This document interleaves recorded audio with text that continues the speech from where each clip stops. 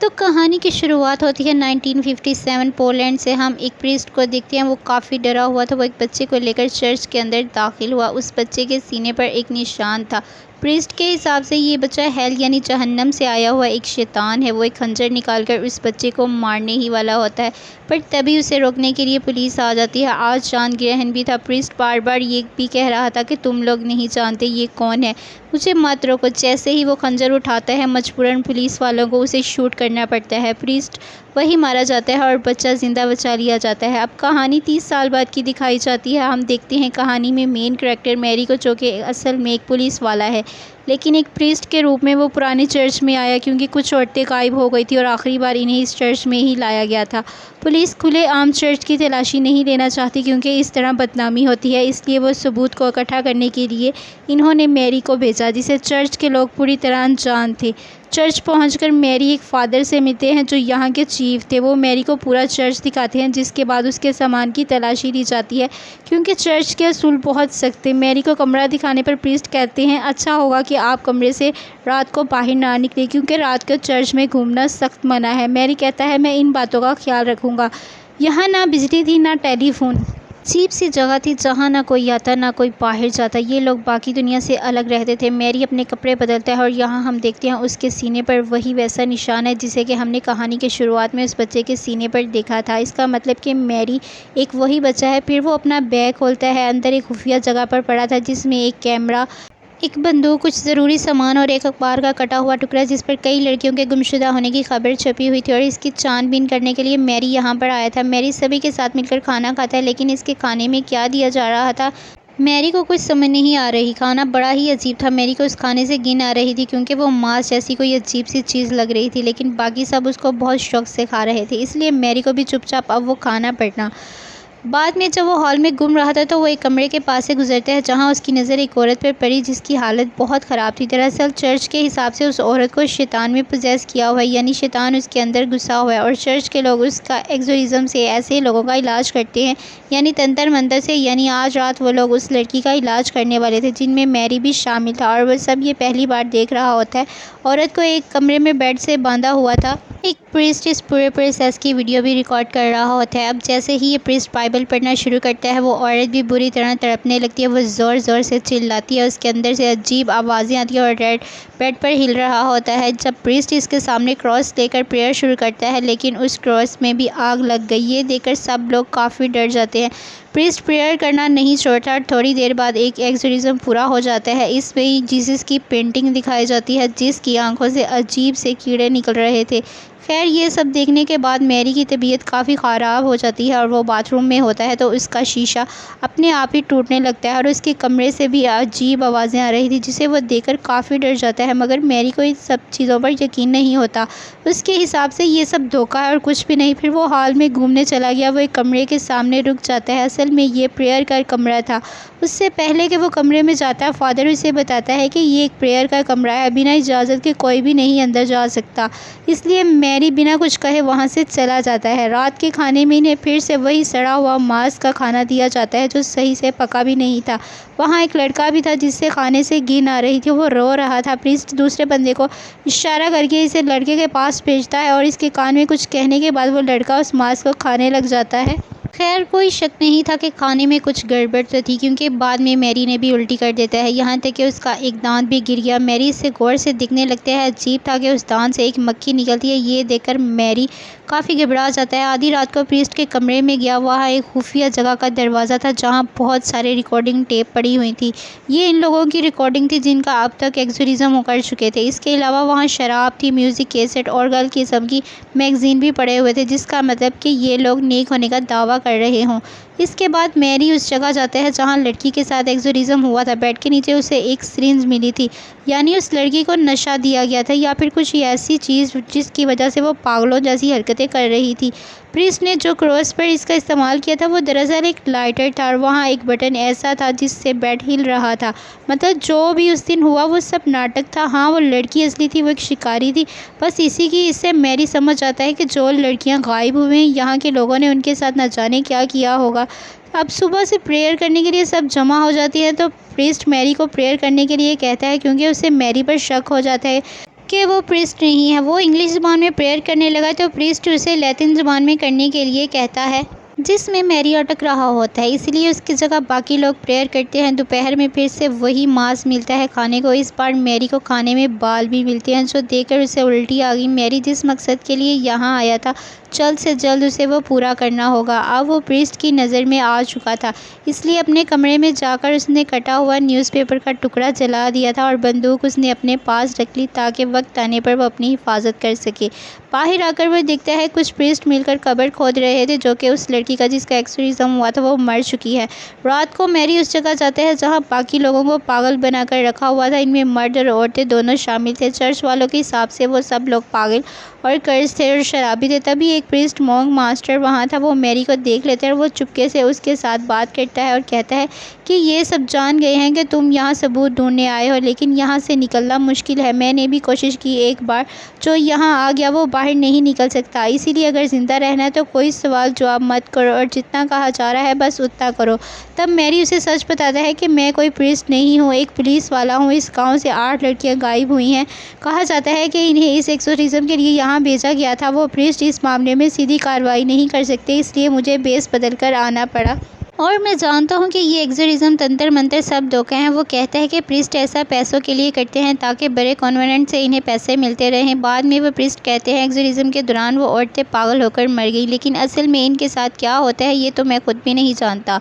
Mary उससे वादा करता है कि मैं तुम्हें यहाँ से निकाल लूँगा। इसके बाद वो दोबारा से चर्च के कमरे में जाकर उसकी जांच पड़ताल करता है।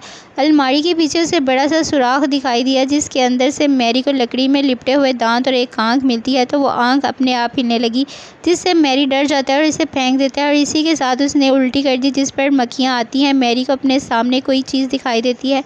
वो घबरा गया, लेकिन अगले ही पल वो गायब हो गई थी। वो उस आंख को कुचलकर अपने कमरे में चला जाता है। रात सोने पर वो चर्च के कब्रिस्तान में जाता है। वो उस कब्र को खोदने लगा जहाँ उस लड़की को दफनाया गया था, लेकिन जब वो मैरी उस ताबूत को खोलकर देखता है तो वो खाली था। मैरी ये चीज़ हैरानी से देख ही रहा था कि तभी कोई पीछे से आकर उसे पकड़कर बेहोश कर देता है। मैरी को होश आने पर उसे उसी के कमरे में बेड से बांध दिया गया था और फादर वहाँ सामने बैठकर पहरा दे रहा था। कुछ देर बाद प्रीस्ट यहाँ मैरी के लिए 4 अलग अलग बर्तन में खाना लाते हैं और प्रेयर करने के बाद वो मैरी को खाना देने को कहते हैं, लेकिन वो इनकार कर देता है। वो इनसे पूछता है कि आखिर ये क्या चीज़ है जो तुम 4 अलग अलग बर्तनों में भरकर लाए हो। प्रीस्ट के पास उसका कोई जवाब नहीं देता और फिर उसे ज़बरदस्ती उसे खाना खिला ही देता है। रात में पहरा देते हुए फादर की आंख लग गई थी। इसी बात का फ़ायदा उठाते हुए मैरी को खुद को खोल लेता है, लेकिन तब तक फादर भी जाग जाता है। फिर इन दोनों में हाथापाई होगी, जिसमें मैरी अपनी बंदूक उठाकर फादर को मार देता है। कमरे से निकलने के बाद वो सबसे पहले किचन में जाता है ताकि वो जान सके कि उसे खाने में क्या दिया जा रहा था। मैरी वहाँ के स्टोर रूम का दरवाज़ा खोलता है और इसके होश उड़ जाते हैं, क्योंकि वहाँ वो सारी औरतों की कटी हुई लाशें लटकी हुई थी और इतने दिनों से ये सब जो खा रहे थे वो उन्हीं औरतों का मांस था। ये सब वही औरतें थी जिनके गायब होने की खबर मैरी को दी गई थी।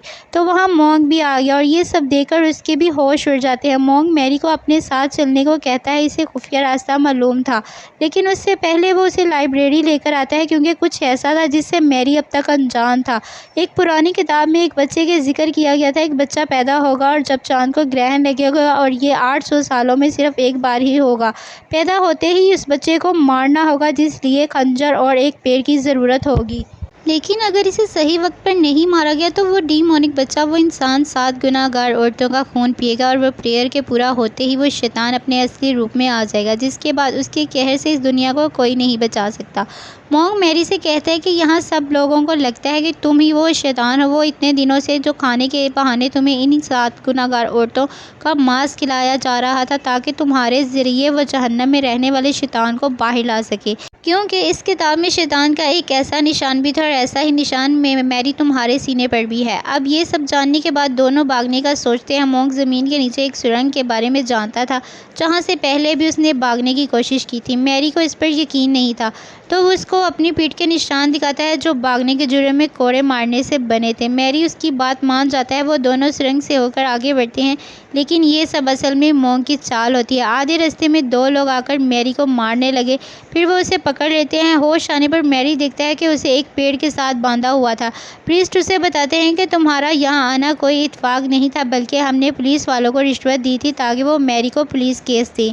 कहते हैं शैतान बुरा नहीं होता बल्कि इंसान होता है, इसीलिए तो सज़ा मिली। वो एक कुएं की तरफ इशारा करते हुए कहता है कि ये सीधा जहन्नम की तरफ जाता है, इसीलिए हमने अपना चर्च भी यहाँ बनाया। 800 साल से हमने तुम्हारा इंतज़ार किया। प्रेयर को पूरा होते ही हेल का राजा यानी जहन्नम का वो शैतान तुम्हारे जिस्म में दाखिल होगा और इस दुनिया की शक्ल बदल जाएगी। वो इस दुनिया पर राज करेगा। यानी कि ये लोग दरअसल गॉड को नहीं बल्कि शैतान को मानने वाले थे, क्योंकि वो कहते हैं कि इसके बाद हम शैतान के ग़ुलाम बन जाएंगे। थोड़ी देर बाद ये लोग उस बेकसूर लड़की को लाकर गला काट देते हैं, क्योंकि उसका खून मैरी को जो देना था वो सब भी उसका खून एक एक करके पीने लगते हैं। और इसके बाद प्रीस्ट मैरी को उसका खून ज़बरदस्ती पिला देता है। मैरी मरना नहीं चाहता था, लेकिन ये सब मिलकर शैतान को बुलाने का मंत्र पढ़ने लगते हैं। बहुत देर बाद मंत्र पढ़ने के बाद भी वहाँ कुछ नहीं हुआ था। ये देखकर मैरी उन पर हंसने लगा, क्योंकि वो एक पुरानी किताब पर यकीन कर बैठे थे। किसी को भी समझ नहीं आ रहा था कि ऐसा क्यों हो रहा है।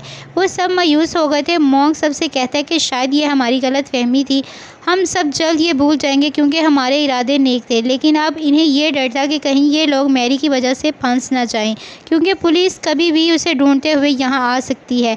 इसीलिए मॉन्क मैरी के पेट में चाकू घुसाकर उसे मार देता है और ये लोग उसकी लाश को उसी कुएं में फेंककर चले जाते हैं। वहाँ से आने के बाद प्रीस्ट बहुत सारी शराब पीता है। वो मायूस था क्योंकि उनकी इतनी सारी मेहनत बर्बाद हो गई थी। इसी दौरान वहाँ दीवार पर लगा क्रॉस अपने आप ही उल्टा हो गया, जिसे इन्होंने नहीं देखा। तभी मॉन्क प्रीस्ट के पास आकर उसे सोफे पर उलटा देता है। प्रीस्ट कहता है कि मैं आज शैतान का गुलाम बनने वाला था, लेकिन अब देखो मैं कुछ नहीं हूँ। तो मॉन्क प्रीस्ट के मुंह पर तकिया रखकर इसकी जान ले लेता है, क्योंकि वो मॉन्क को इस पर बहुत गुस्सा था। दरअसल इस प्रीस्ट ने इन सब की ज़िंदगी बर्बाद कर दी थी और इसी के कहने पर वो बिना कुछ सोचे समझे ये सब कुछ करते आ रहे थे। इसे मारने के बाद मॉन्क सबसे झूठ कहता है कि ज़्यादा शराब पीने की वजह से उसकी जान चली गई। इसके बाद ये लोग उन औरतों को भी जला देते हैं जिन्होंने इन्हें मारा था, ताकि पुलिस अगर इस जगह आए तो इन्हें कोई सबूत ना मिले। तब हम देखते हैं कि प्रीस्ट के जिस्म से एक मक्खी बाहर निकलती है, जो वहाँ से उड़कर मैरी की लाश में चली जाती है और तभी मैरी जिंदा हो जाता है। धीरे धीरे इसका जिस्म किसी और चीज़ में बदलने लगा, जो कोई और नहीं बल्कि शैतान था और अपने असली रूप में आ रहा था। प्रीस्ट के लिए सभी लोग प्रेयर कर रहे थे। तभी हम देखते हैं कि मॉन्क का जिस्म धीरे धीरे हवा में उड़ने लगा और फिर इसका पूरा जिस्म मक्खियों में तब्दील होकर गायब हो जाता है। तभी उसी सुरंग से एक खौफनाक चीज़ बाहर आते हुए दिखाई देती है, और ये कोई और नहीं बल्कि वही शैतान था जिसे ये लोग बुलाने की कोशिश कर रहे थे। वो मैरी के जिस्म में समा गया था और फिर अपने असली रूप में आ गया। अब बाकी लोगों के जिस्म भी एक एक करके उल्टे लटकने लग जाते हैं और इनकी जान भी खौफनाक मौत हो जाती है। अब चर्च में जो भी चीज़ जिंदा थी वो मरने लगी और जो चीज़ मुर्दा थी वो मुरझाई हुई थी, उसमें एक नई जान आ गई थी। अब जबकि वो शैतान जीसस के स्टैचू के सामने आया तो स्टैचू का चेहरा भी उसकी तरफ मुड़ जाता है। चर्च में सब उल्टा था और आसमान से एक लिक्विड दिखने लगता है। असल में वो जहन्नम का दरवाज़ा था जो अब खुल चुका था। चर्च को अपने अंदर निगल लेगा और पूरी दुनिया को बदल देगा, जिससे पूरी दुनिया भी उल्टी हो जाएगी। साथ ही दुनिया पर अब शैतान का राज होगा और अब इसकी डिमोनिक ताकत से कोई भी दुनिया को बर्बाद होते हुए नहीं बचा सकता, क्योंकि उसे हमेशा के लिए जगा दिया गया था। और इसी भयानक सीन के साथ ये कहानी भी इधर ख़त्म हो जाती है।